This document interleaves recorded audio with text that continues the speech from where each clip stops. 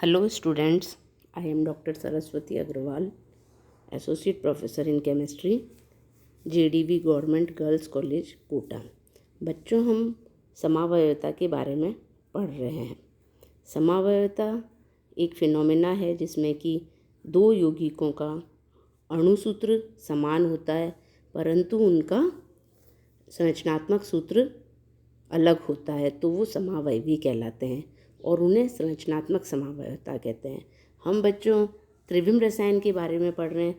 त्रिविम रसायन या त्रिविम समावयवता वो होती है जब दो यौगिकों का अणुसूत्र एवं संरचनात्मक सूत्र भी समान हो, लेकिन उनमें परमाणुओं एवं परमाणुओं के समूहों का विन्यास त्रिविम आकाश में भिन्न भिन्न होता है, तो वो त्रिविम समावयवी कहलाते हैं। त्रिविम समावयवता में हम प्रकाशिक समावयवता पढ़ रहे हैं। प्रकाशिक समावयवी वो समावयवी होते हैं जो कि समतल ध्रुवित प्रकाश के तल को दाईं तरफ या बाईं तरफ घुमा देते हैं। उनको हम प्रकाशिक सक्रिय समावयवी कहते हैं, जिनका नामकरण हमने किया था कि आर और एस। आर यदि वो समतल ध्रुवित प्रकाश के तल को दाईं तरफ घुमाते हैं या उनका एब्सोल्यूट कॉन्फ़िगरेशन है जो कि आर आता है, एवं इसी तरीके से एब्सोल्यूट कॉन्फ़िगरेशन एस आता है। जब आर और एस दो समावयवी हैं, ये अलग अलग प्रकाशिक समावयवी हैं, ये यदि समान मात्रा में एक दूसरे में मिल जाते हैं तो हमें रैसिमिक मिक्सचर प्राप्त होता है। और हम कह सकते हैं कि रैसिमिक मिक्सचर वो है जिसमें बराबर मात्रा में प्लस एवं माइनस समावयवी उपस्थित होते हैं। अर्थात रैसिमिक मिक्सचर प्रकाशिक अक्रिय होगा। क्यों अक्रिय होगा?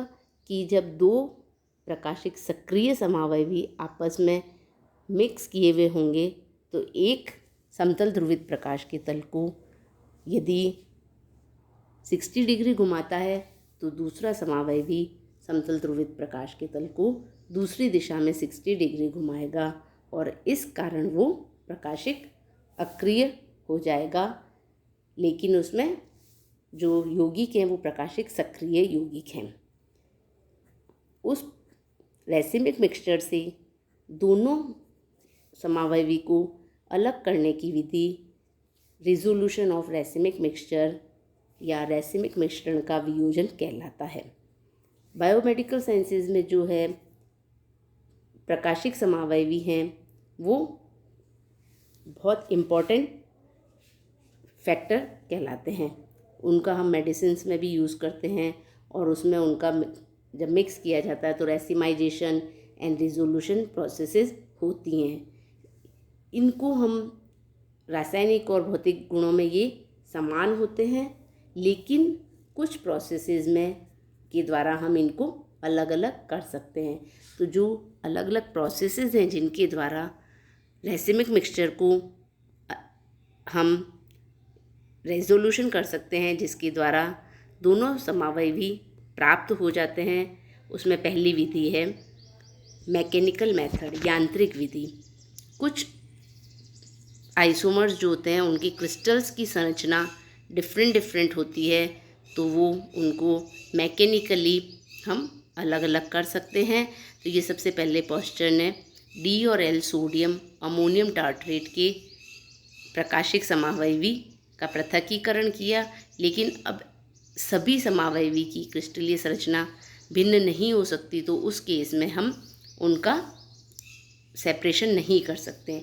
ये मेथड लिमिटेड मेथड हो जाता है। सोडियम अमोनियम टार्ट्रेट की रैसिमिक मिक्सचर में प्लस एवं माइनस प्रतिबिंब भिन्न आकृति की क्रिस्टल्स होते हैं, जिनको कि मैकेनिकली हम पृथक कर सकते हैं। दूसरी विधि है बायोकेमिकल मेथड। बायोकेमिकल मेथड कुछ जो बहुत ही माइक्रो ऑर्गेनिजम्स या बैक्टीरियाज होते हैं वो किसी रैसिमिक मिक्सचर में से किसी एक आइसोमर्स को चयनात्मक रूप से सेलेक्टिवली डिस्ट्रॉय कर देते हैं, तो दूसरा आइसोमर हमें ऑटोमेटिक प्राप्त हो जाता है।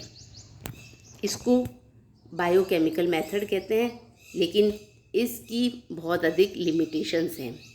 क्यों? क्योंकि इस मेथड में क्या होंगे, हम एक ही प्रतिबिंब को या एक ही समावयवी को प्राप्त कर सकते हैं। दूसरा, क्योंकि डेस्ट्रॉय नष्ट हो जाता है तो उसको प्राप्त नहीं किया जा सकता। जैसे कि अमोनिया टार्ट्रेट के रेसिमिक मिक्सचर से मैं पेनिसिलियम ग्लूकोकम एक जो फंगाई है उसको डाला जाता है तो एल आइसोमर नष्ट हो जाता है, एक आइसोमर डी आइसोमर नष्ट हो जाएगा और एल आइसोमर रह जाता है। तो इस तरीके से ये मेथड लिमिटेड मेथड या लिमिटेड आइसोमर्स के लिए ही काम में लिया जाता है। केमिकल मेथड जो मोस्ट कॉमनली यूज़ किया जाता है, इस विधि में प्रकाशिक समावयवी जो कि दर्पण प्रतिबिंब होते हैं उसमें डाइस्टीरियोमर्स जो कि प्रकाशिक समावयवी के ही समावयवी हैं, उनकी भांति रासायनिक और भौतिक गुणों के आधार पर उनको विभेदित नहीं किया जा सकता। यदि हम प्रकाशिक समावयवी को प्रकाशिक सक्रियता से कोई भी यौगिक को दूसरे प्रकाशिक सक्रिय यौगिक से अभिक्रिया कराने के बाद में हमको डाइस्टीरियोमर्स प्राप्त होते हैं तो ऐसे आइसोमर्स को फिज़िकल प्रोसेस के द्वारा अलग किया जा सकता है। क्योंकि एनेंशियोमर्स की properties physical and chemical properties समान होती है, लेकिन डाइस्टीरियोमर्स की फ़िज़िकल प्रॉपर्टीज़ अलग हो सकती हैं। तो उनको हम क्रिस्टलाइजेशन, आसवन विधि, विलेयता विधि के द्वारा अलग अलग कर सकते हैं। जैसे कि इस मेथड में लैक्टिक एसिड के रेसिमिक मिक्सचर का रिजोल्यूशन किया गया है। लैक्टिक एसिड उसके साथ में हम फिनाइल इथाइल अमीन मिलाते हैं तो S1 phenyl ethyl ammonium lactate प्राप्त होता है। इसी तरीके से S के साथ में हम मिलाते हैं तो S phenyl ethyl ammonium lactate प्राप्त हुआ। इनका दोनों का कॉन्फ़िगरेशन अलग अलग है, जिनको कि रिएक्शंस कराने पर हमें दोनों आइसोमर्स को प्रकाशिक सक्रिय यौगिकों को अलग किया जा सकता है। जैसे ऊपर इस एग्जाम्पल में ये है कि किसी भी रेसिमिक मिक्सचर में जो हमारा प्रतिबिंब आइसोमर्स हैं उसमें वियोजन के लिए कायरल एटम से अभिक्रिया कराकर हमें जो डाइस्टीरियोमर्स प्राप्त होता है उनकी विलेयता, क्रिस्टलाइजेशन, आसवन जैसे भौतिक गुणों में अंतर होने के कारण आसानी से रिजॉल्व किए जा सकते हैं। हालांकि इस मेथड के द्वारा दोनों आइसोमर्स रेसिमिक मिक्सचर से प्राप्त किए जाते हैं। फलस्वरूप यह विधि हमें नॉन डिस्ट्रक्टिव टेक्निक कहलाती है। इसमें किसी भी एक आइसोमर का डिस्ट्रक्शन या नष्ट नहीं होती है, तो हमें दोनों ही आइसोमर्स अलग अलग प्राप्त हो जाते हैं। इसी तरीके से क्रोमेटोग्राफिक मेथड है। क्रोमेटोग्राफिक मेथड के द्वारा रेसिमिक मिक्सचर के रिजोल्यूशन हेतु ये सबसे बेस्ट मेथड है। इसके लिए आवश्यक है कि हम एड्जॉर्बेंट कॉलम तैयार करते हैं, कायरल कार्बन एटम के द्वारा निर्मित होता है। जब किसी भी रेसिमिक मिक्सचर को ऐसे एड्जॉर्बेंट कॉलम से प्रवाहित किया जाता है तो एक आइसोमर सेलेक्टिवली उसके ऊपर एड्जॉर्ब हो जाता है और एक आइसोमर हमें अलग होकर प्राप्त हो जाता है। इस तरीके से दोनों ही प्रतिबिंब समावयवी उस एड्जॉर्बमेंट की सहायता से अलग किए जा सकते हैं। और इस प्रिंसिपल थ्योरी में दो टेक्निक्स हैं जो कि कॉलम क्रोमेटोग्राफी है और HPLC high performance liquid chromatography, जो कि हमें ज्ञात है दोनों ही टेक्निक्स। उन दोनों टेक्निक्स के द्वारा हम रेसिमिक मिक्सचर के द्वारा हम प्रकाशिक समावयवी प्राप्त कर सकते हैं। तो बच्चों, इस तरीके से ये सभी मेथड्स के द्वारा रेसिमिक मिक्सचर जिसमें दो आइसोमर उपस्थित होते हैं उनको अलग अलग किया जा सकता है। इसी तरीके से Walden inversion, retention and racemisation क्या है प्रोसेस? जब हमारे पास ऑप्टिकली एक्टिव कंपाउंड यानी कि एक प्रकाशिक समावयवी है, उससे हमें जो प्रकाशिक सक्रिय होता है उससे प्रकाशिक ऑप्टिकली इनएक्टिव यौगिक यानी कि रैसिमिक मिक्सचर, यदि उसमें दूसरा प्रतिबिंब रूप भी आ जाता है तो वो प्रकाशिक सक्रियता के रूप में अक्रिय हो जाता है और हमें रैसिमिक मिक्सचर प्राप्त होता है। Optically active racemic isomer, optically active आपका एनेंशियोमर है, उससे रैसिमिक मिक्सचर का प्राप्त करना कहलाता है रैसिमाइजेशन, अर्थात सक्रिय यौगिक से अक्रिय यौगिक में बदलाव। ये अलग अलग मेथड से किया जा सकता है। इन्वर्जन वॉल्डन इन्वर्जन के द्वारा होता है और ये SN2 क्रियाविधि के द्वारा होता है। SN2 nucleophilic substitution biomolecular reaction है जिसके द्वारा आसानी से हमें प्राप्त हो जाता है। इसकी क्रियाविधि सभी को ज्ञात है। यदि किसी भी अणु में कैरल सेंटर पर यदि अभिक्रिया करवाई जाए और उसके बाद उसका कॉन्फ़िगरेशन विन्यास विपरीत हो जाए तो हमें एक L से D या D से L फॉर्म प्राप्त हो जाता है और जो रिजल्टेंट प्रोडक्ट है उसमें L और D दोनों ही मात्रा में प्राप्त हों। तो इस अवस्था को समझने के लिए हम SN2 मैकेनिज़्म को समझ लेते हैं।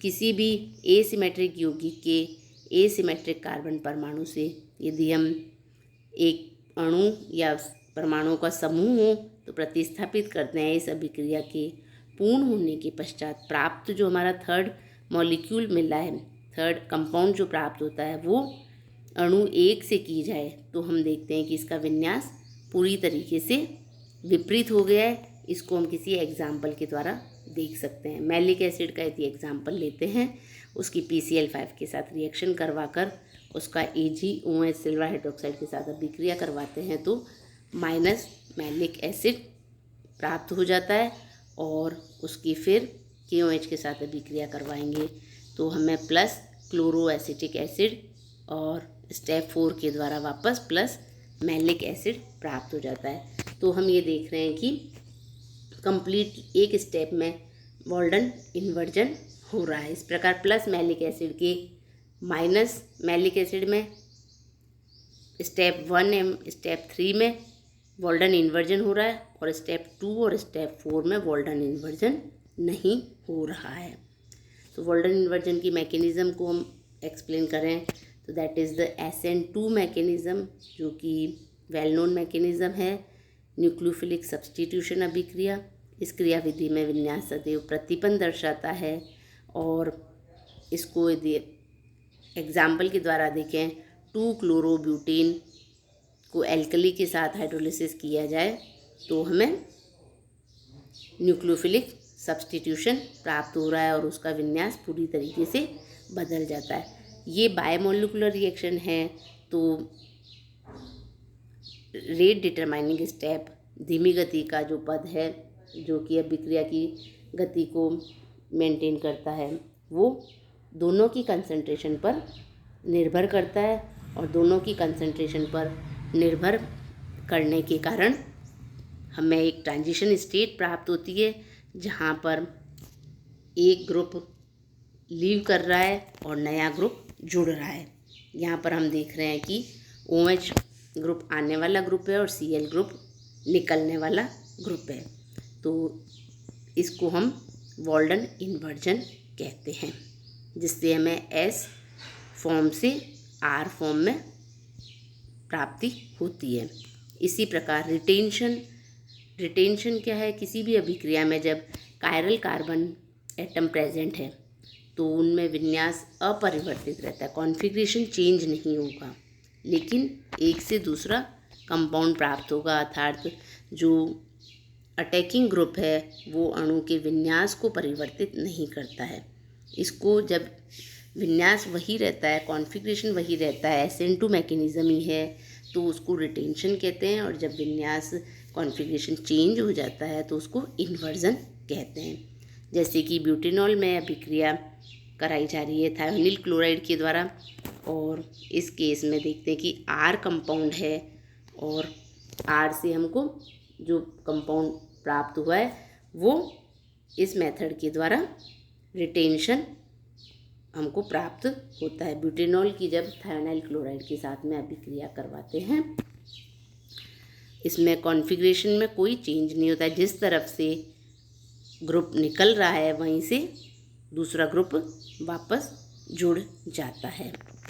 तो बच्चों, रेसिमाइजेशन एंड रिजोल्यूशन दो प्रोसेस हैं जिसके द्वारा ऑप्टिकली एक्टिव इनएक्टिव से एक्टिव कंपाउंड बनता है, या दो आइसोमर्स एनेंटियोमर्स जो हैं आपस में मिक्स हुए हैं उनको अलग करने के प्रोसेस को हम रिजोल्यूशन कहते हैं।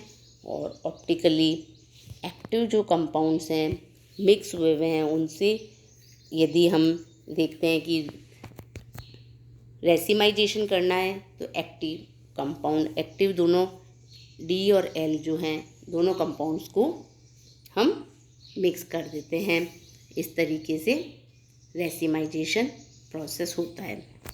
तो बच्चों, हम देख रहे हैं कि ऑप्टिकल आइसोमेरिज्म जो कि प्रकाशिक समावयवता है, और प्रकाशिक समावयवता इसके बाद हम अगला चैप्टर डिस्कस करेंगे।